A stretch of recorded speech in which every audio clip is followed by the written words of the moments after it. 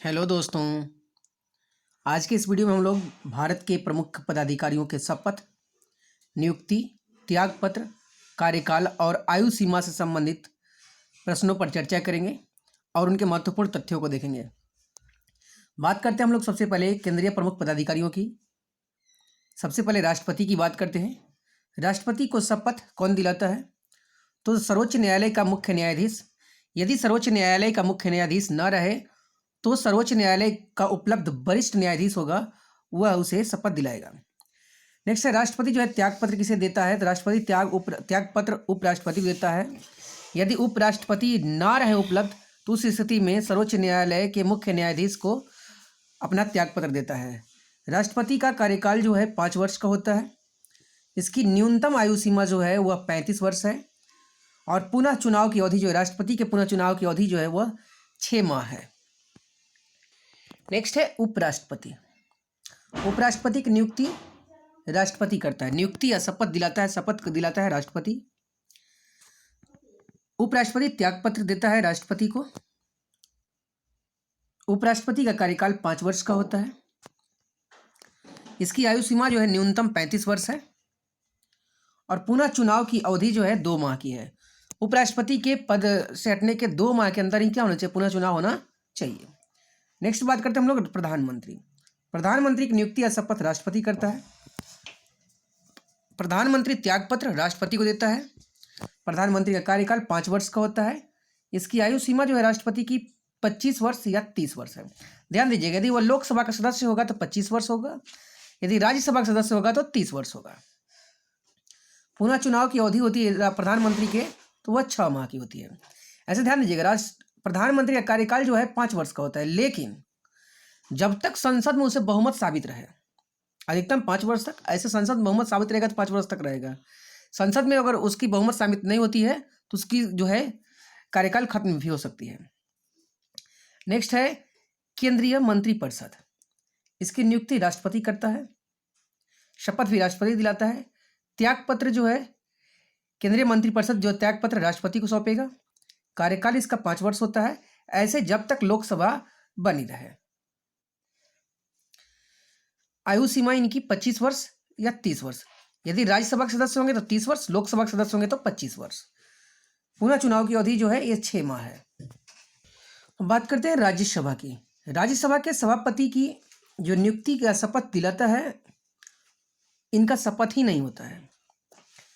राज्यसभा के सभापति जो होते हैं वो राष्ट्रपति उपराष्ट्रपति होते हैं, तो इसका शपथ नहीं होता है।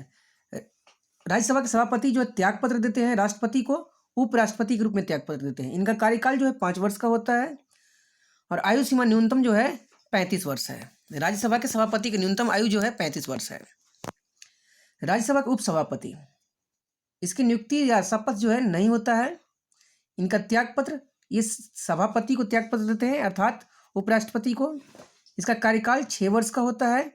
आयु सीमा 30 वर्ष न्यूनतम, यानी 30 वर्ष न्यूनतम होना चाहिए। यानी राज्यसभा का सदस्य जो होगा वह राज्यसभा का उपसभापति बनेगा तो राज्यसभा की न्यूनतम आयु जो है 30 वर्ष है। राज्यसभा के सदस्य और सांसद, तो राज्यसभा के सदस्य की नियुक्ति जो है और या शपथ जो इन्हें दिलाता है वो सभापति दिलाता है। ये त्यागपत्र सभापति को दे सकते हैं, देंगे। इनका कार्यकाल 6 वर्ष का होता है और आयु सीमा 30 वर्ष न्यूनतम होती है। नेक्स्ट बात करते हैं लोकसभा। लोकसभा में सबसे पहला प्रोटेम स्पीकर। प्रोटेम स्पीकर की नियुक्ति या शपथ जो है ये राष्ट्रपति दिलाता है, नियुक्ति राष्ट्रपति करता है। ऐसे ये त्यागपत्र ये नहीं दे पाते क्योंकि इनका पद जो है पहली बैठक के बाद स्वतः समाप्त हो जाती है। जो ही लोकसभा का अध्यक्ष चुना जाएगा उसके बाद इनका काम समाप्त हो जाता है। कार्यकाल इनका नहीं होता है, पुनः चुनाव की अवधि भी इनकी नहीं होती है। आयु सीमा इनकी 25 वर्ष होती है। न्यूनतम आयु सीमा 25 वर्ष होती है क्योंकि लोकसभा के सदस्य होने का जो न्यूनतम उम्र है वही प्रोटेम स्पीकर का न्यूनतम उम्र होता है। लोकसभा के अध्यक्ष की बात करें, स्पीकर की। स्पीकर की नियुक्ति की जो है नियुक्ति या शपथ नहीं होता है, इन्हें चुना जाता है। ठीक है, इनका त्यागपत्र जो है लोकसभा उपाध्यक्ष को ये त्यागपत्र दे सकते हैं, देंगे। इनका कार्यकाल 5 वर्ष का होता है और पुनः चुनाव की अवधि इनकी नहीं होती है। आयु सीमा इनकी न्यूनतम जो है 25 वर्ष होनी चाहिए। यानी लोकसभा के सदस्य की जो न्यूनतम उम्र है वही लोकसभा के अध्यक्ष की और प्रोटेम स्पीकर की या उपाध्यक्ष की उम्र है। ध्यान दीजिएगा, लोकसभा के उपाध्यक्ष की नियुक्ति जो है या शपथ यह भी नहीं होता है। त्यागपत्र जो है ये लोकसभा के अध्यक्ष को दे सकते हैं, देंगे। कार्यकाल इनका 5 वर्ष का है और ये इनका जो है पुनः चुनाव की अवधि नहीं होती। इनकी आयु सीमा जो है न्यूनतम 25 वर्ष है, जो लोकसभा के सदस्य की होती है। नेक्स्ट है लोकसभा सदस्य अर्थात सांसद की नियुक्ति जो है प्रोटेम स्पीकर करता है, नियुक्ति या शपथ दिलवाता है। शपथ इनको प्रोटेम स्पीकर दिलवाता है। त्यागपत्र जो है इनको लोग ये त्यागपत्र देंगे लोकसभा अध्यक्ष को। कार्यकाल इनका 5 वर्ष का होता है। पुनः चुनाव की अवधि होती है वो 5 वर्ष होती है। यदि सीट रिक्त रह गया तो 6 माह के अंदर क्या पुनः चुनाव होगा। ऐसे आयु सीमा जो है इनकी 25 वर्ष न्यूनतम होती है। वही बात करें राज्य के प्रमुख पदाधिकारियों की, तो राज्य के प्रमुख पदाधिकारियों में सबसे पहला है राज्यपाल। राज्यपाल की नियुक्ति या शपथ जो है राज्य उच्च न्यायालय के मुख्य न्यायाधीश दिलाते हैं। और अगर उच्च न्यायालय के मुख्य न्यायाधीश अनुपस्थित हो तो उच्च न्यायालय का उपलब्ध वरिष्ठ न्यायाधीश होगा, वह इन्हें शपथ दिलाएगा या फिर इनकी नियुक्ति करेगा। ध्यान दीजिएगा, राज्यपाल का जो त्यागपत्र है वो राष्ट्रपति को ये सौंपते हैं। इनका कार्यकाल जो है 5 वर्ष का होता है या फिर राष्ट्रपति के प्रसाद पर्यंत। राष्ट्रपति जब तक चाहे तब तक बने रह सकते हैं, ऐसे अधिकतम जो है 5 वर्ष का है। राज्यपाल के पुनः चुनाव की अवधि का कोई ये नहीं है। इनकी जो न्यूनतम आयु सीमा जो है 35 वर्ष है। राज्यपाल की न्यूनतम आयु सीमा जो है वो 35 वर्ष है। मुख्यमंत्री नेक्स्ट है मुख्यमंत्री की शपथ दिलाता है वो राज्यपाल को ही त्यागपत्र दे सकते हैं, मुख्यमंत्री देंगे। मुख्यमंत्री का कार्यकाल 5 वर्ष का होता है और इसके बाद जो है 5 वर्ष के पहले भी टूट सकता है, लेकिन जब तक इनके पास बहुमत रहना चाहिए। पुनः चुनाव की अवधि जो है ये 6 माह की है। यानी मुख्यमंत्री अगर पद से हट गए तो 6 माह के अंदर में पुनः चुनाव होना चाहिए, अधिकतम 6 माह। आयु सीमा जो है मुख्यमंत्री के लिए 25 वर्ष या 30 वर्ष है। यदि वे विधानसभा के सदस्य हों तो 25 वर्ष, विधान परिषद के सदस्य हों तो 30 वर्ष होगा। नेक्स्ट है राज्य मंत्रिपरिषद। राज्य मंत्रिपरिषद की नियुक्ति जो है वो राज्यपाल के द्वारा होती है और ये त्यागपत्र राज्य मंत्रिपरिषद जो है राज्यपाल को त्यागपत्र देगी। कार्यकाल जो है 5 वर्ष का होता है राज्य मंत्रिपरिषद का। इनका पुनः चुनाव की अवधि जो होती है 6 माह की होती है। आयु सीमा 25 से 30 वर्ष होती है, 25 या 30 वर्ष। यदि राज्यसभा के होंगे विधान परिषद के होंगे तो 30 वर्ष, विधानसभा के होंगे तो 25 वर्ष। बात करें विधान परिषद की, विधान परिषद का सभापति जो होता है उसकी नियुक्ति या शपथ नहीं होता है, उसका त्यागपत्र देगा उपसभापति को। इसका कार्यकाल 5 वर्ष का होता है। आयु सीमा इसकी न्यूनतम जो है 35 वर्ष होती है। विधान परिषद का उपसभापति जो होता है उसकी शपथ या नियुक्ति नहीं होती, उसका त्यागपत्र सभापति को देता है। इसका कार्यकाल 6 वर्ष का होता है। आयु सीमा जो है इसकी न्यूनतम 30 वर्ष होती है। विधान परिषद सदस्यों की बात करें, विधान परिषद के सदस्य की नियुक्ति जो है सभापति करता है और ये सभापति को अपना त्यागपत्र देंगे। कार्यकाल 6 वर्ष का होता है। विधान परिषद के कार्यकाल जो होते हैं 6 वर्ष के होते हैं और इनकी न्यूनतम आयु सीमा 30 वर्ष होती है। नेक्स्ट बात करते हैं हम लोग विधानसभा की। विधानसभा में सबसे पहले बात करें प्रोटेम स्पीकर की। प्रोटेम स्पीकर की नियुक्ति जो है वो राज्यपाल करता है। ये त्यागपत्र जो है ये त्यागपत्र नहीं देते, इनका स्वतः पद समाप्त हो जाता है। इनका कार्यकाल भी कोई लिमिट नहीं होता है, ये मतलब ये सिर्फ 1 दिन के लिए इनका होता है। पुनः चुनाव की अवधि इनकी नहीं होती है और आयु सीमा जो है इनकी न्यूनतम 25 वर्ष होती है। प्रोटेम स्पीकर जो है विधानसभा का जो सदस्य होगा वो प्रोटेम स्पीकर बन सकता है, इसलिए इसकी न्यूनतम उम्र 25 वर्ष है। विधानसभा के उपाध्यक्ष की बात करें, इसकी जो नियुक्ति नहीं होती, इसका चुनाव होता है, ये चुने जाते हैं। इनको त्यागपत्र जो है विधानसभा के उपाध्यक्ष को ये त्यागपत्र देंगे। कार्यकाल इनका 5 वर्ष का होता है। पुनः चुनाव की अवधि जो है इनकी नहीं होती। आयु सीमा जो है 25 वर्ष न्यूनतम होनी चाहिए विधानसभा। और जब तक ये बने रहेंगे तब तक जब तक विधानसभा रहेगा। विधानसभा के उपाध्यक्ष की बात करें, इनकी नियुक्ति नहीं होती, इनके भी चुनाव होता है। ये त्यागपत्र दे सकते हैं विधानसभा के अध्यक्ष को। इनका कार्यकाल 5 वर्ष का होता है। पुनः चुनाव की अवधि जो होती है इनकी नहीं होती है। आयु सीमा इनकी न्यूनतम 25 वर्ष है। विधानसभा के सदस्य की बात करें विधायक की, तो विधायक की नियुक्ति जो है प्रोटेम स्पीकर करता है। शपथ भी प्रोटेम स्पीकर दिलवाता है। त्याग पत्र जो है विधानसभा के अध्यक्ष को ये देंगे। कार्यकाल इनका 5 वर्ष का होता है। पुनः चुनाव की अवधि जो है इनकी 6 माह की होती है।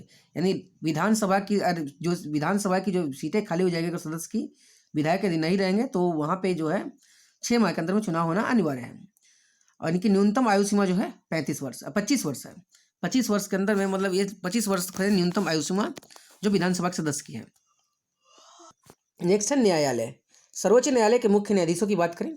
सर्वोच्च न्यायालय के मुख्य न्यायाधीश की नियुक्ति जो है राष्ट्रपति करता है। शपथ भी राष्ट्रपति दिलाता है और त्याग पत्र भी मुख्य न्यायाधीश राष्ट्रपति को देंगे। मुख्य न्यायाधीश का जो कार्यकाल होता है वो 65 वर्ष का होता है। 65 वर्ष तक होता है अधिकतम, या वे अधिकतम 6 वर्ष तक कार्य पर कार्यरत हों पद पर। वहीं सर्वोच्च न्यायालय के अन्य न्यायाधीशों की बात करें तो इनकी नियुक्ति जो होती है वो राष्ट्रपति के द्वारा होती है। ये शपथ भी इन्हें राष्ट्रपति दिलाता है। त्यागपत्र भी ये राष्ट्रपति को सौंपेंगे और इनका कार्यकाल जो है 65 वर्ष तक होता है। उच्च न्यायालय के मुख्य न्यायाधीश की बात करें तो उच्च न्यायालय के मुख्य न्यायाधीश की नियुक्ति राष्ट्रपति करता है। इन्हें शपथ जो है संबंधित राज्य का राज्यपाल दिलाता है और ये त्यागपत्र भी संबंधित राज्य के राज्यपाल को सौंपेंगे। इनका कार्यकाल 62 वर्ष की उम्र तक अधिकतम होती है या फिर 6 वर्ष तक होता है, दोनों में से जो पहले हो जाए। उच्च न्यायालय के अन्य न्यायाधीशों की बात करें इनकी नियुक्ति राष्ट्रपति करता है। शपथ इन्हें राज्यपाल दिलाता है और संबंधित राज्य का राज्यपाल, और त्यागपत्र जो है ये राज्यपाल को सौंपेंगे, संबंधित राज्य के राज्यपाल को। इनकी कार्यकाल जो है 62 वर्ष की होती है। अब बात करते हैं महत्वपूर्ण पदाधिकारियों की, जिसमें नियंत्रक एवं महालेखा परीक्षक कैग की बात करें। कैग को जो है शपथ एवं नियुक्ति जो है राष्ट्रपति के द्वारा होती है। कैग जो है ये त्यागपत्र देता है राष्ट्रपति को और इनका कार्यकाल जो है 65 वर्ष या 6 वर्ष होती है। यानी जो पहले हो जाए, या तो उम्र 65 वर्ष हो जाए उनकी या फिर कार्यकाल उनके 6 वर्ष हो जाए, दोनों में से जो पहले होगा तब तक रहेंगे। महान्यायवादी की बात करें, महान्यायवादी जो है प्रथम विधि अधिकारी होता है। इसकी नियुक्ति जो है राष्ट्रपति करता है। शपथ भी इन्हें राष्ट्रपति दिलाता है। ये त्यागपत्र भी राष्ट्रपति को देंगे और इनका कार्यकाल 5 वर्ष का होता है। इनका जो है एज लिमिट नहीं है। महाधिवक्ता की बात करें तो महाधिवक्ता की जो नियुक्ति या शपथ जो है राज्यपाल दिलाता है। ये त्यागपत्र राज्यपाल को सौंपेंगे और इनका कार्यकाल 5 वर्ष का होता है। इनकी भी अधिकतम सीमा लिमिट नहीं है। नेक्स्ट है नियुक्ति या शपथ। राष्ट्रपति मुख्य निर्वाचन आयुक्त की बात करें तो मुख्य निर्वाचन आयुक्त की नियुक्ति जो है राष्ट्रपति करता है। शपथ भी राष्ट्रपति दिलाता है। इन्हें त्यागपत्र भी जो है ये राष्ट्रपति को देंगे और इनका कार्यकाल जो है 65 वर्ष या 6 वर्ष होता है। मतलब या तो उम्र इनकी 65 वर्ष हो जाए या फिर 6 वर्ष कार्यकाल इनका हो जाए, दोनों में से जो पहले होगा तब तक ये बने रहेंगे। बात करते हैं वित्त आयोग अध्यक्ष की। वित्त आयोग अध्यक्ष की नियुक्ति राष्ट्रपति करता है। शपथ भी राष्ट्रपति दिलाता है। त्यागपत्र जो है ये राष्ट्रपति को सौंपेंगे। इसके अलावा इनका कार्यकाल 65 वर्ष या 6 वर्ष होता है, दोनों में से जो पहले हो जाएगा वो वित्त आयोग के अध्यक्ष बने रहेंगे। तब तक जो पहले हो जाएगा उसके बाद समाप्त हो जाएगा। नेक्स्ट है संघ लोक सेवा आयोग। संघ लोक सेवा आयोग की नियुक्ति जो है या शपथ जो है राष्ट्रपति द्वारा की जाती है। ये त्यागपत्र जो है संघ लोक सेवा आयोग के अध्यक्ष जो होते हैं त्यागपत्र देंगे राष्ट्रपति को और इनका कार्यकाल जो है 65 वर्ष या 6 वर्ष तक होता है। वहीं बात करें राज्य लोक सेवा आयोग की। राज्य लोक सेवा आयोग की नियुक्ति जो या शपथ जो है राज्यपाल के द्वारा होती है। राज्य लोक सेवा आयोग के अध्यक्ष जो है राज्यपाल को त्यागपत्र देंगे अपना। इनका कार्यकाल 62 वर्ष या 6 वर्ष का होता है। यानी 6 वर्ष या तो रहें या फिर 62 वर्ष पहले हो, दोनों में से जो पहले हो जाएगा वो कार्यकाल इनका समाप्त हो जाएगा। तो इस तरीके से भारत के महत्वपूर्ण पदाधिकारियों के वेतन एवं महत्वपूर्ण पदाधिकारियों के शपथ, त्यागपत्र, कार्यकाल के बारे में हम लोगों ने देखा। नेक्स्ट वीडियो हम लोग मुख्य पदाधिकारियों के वेतन और भत्ता को हम लोग देखेंगे। चलिए, वीडियो अच्छा लगा तो लाइक जरूर कर दीजिएगा। धन्यवाद।